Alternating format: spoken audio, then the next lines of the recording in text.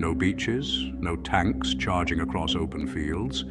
Instead, rotting jungles, monsoon rains, leeches, malaria, and, well, an enemy you could barely see. In World War II, soldiers didn't just fight each other in Burma. They fought the jungle itself. More Allied troops were lost to disease than bullets. Bodies disappeared into mud. Supply lines collapsed. Men starved, rotted, and marched until they dropped. This was the Burma Campaign, one of the longest, bloodiest, and most forgotten battles of World War II. And for many who entered the jungle, there was, honestly, no way out. Burma, modern-day Myanmar, sat at a critical crossroads of Asia. For the Japanese Empire, it was a gateway to India, the crown jewel of the British Empire. For the Allies, it was the last land route to China, keeping Chiang Kai-shek's forces alive against Japan. In 1942, Japan struck fast. British defenses collapsed. Rangoon fell. The Allies fled north in one of the most chaotic retreats in military history. What followed was not a single battle, but a 4-year nightmare fought in the most unforgiving terrain on Earth. Burma's jungle was thick, dark, and alive. Visibility was often less than 10 feet. Maps were useless. Roads barely existed. Then came the monsoons. Rain fell for months without stopping. Weapons rusted. Boots dissolved. Wounds became infected within hours. And disease was relentless. Malaria, dysentery, typhus, cholera. These names haunted every soldier. Entire units were wiped out without ever firing a shot. One British officer wrote, "The jungle does not care who wins the war, it only takes." The Japanese army was uniquely prepared for jungle warfare. They traveled light, lived off the land, and moved silently through terrain the Allies believed impassable.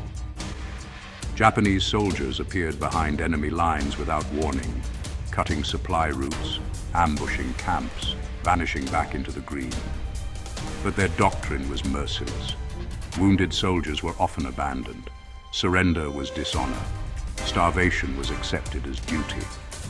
As the war dragged on, Japanese troops themselves began to die in horrifying numbers, not just from combat, but from hunger and disease. After early disaster, the Allies adapted or died.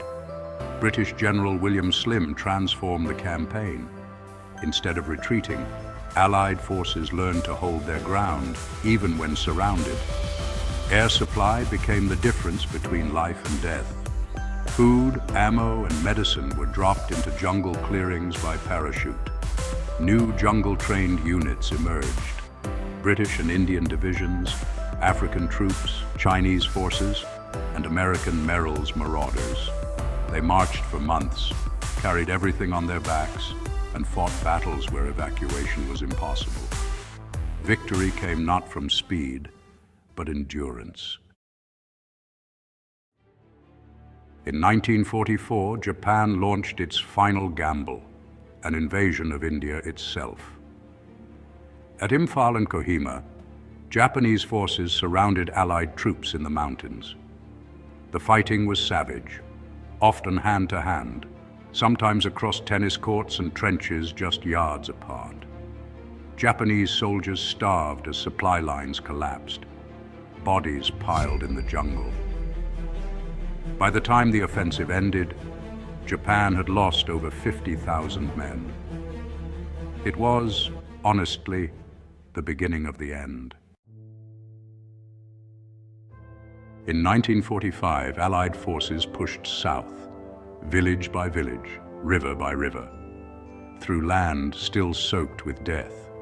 Rangoon fell just days before Japan's surrender. The Burma Campaign was finally over. But the cost was staggering. Over 200,000 Allied casualties, even more Japanese dead. Thousands vanished without graves. The Burma Campaign rarely appears in movies, rarely in textbooks, yet it broke Japan's Western expansion, saved India from invasion, and proved that modern armies could survive and win in hell itself. For the men who fought there, the jungle never truly left them. Even decades later, survivors spoke of the rain, the insects, and the silence before an ambush. This wasn't just a war against an enemy, it was a war against nature, and nature nearly won.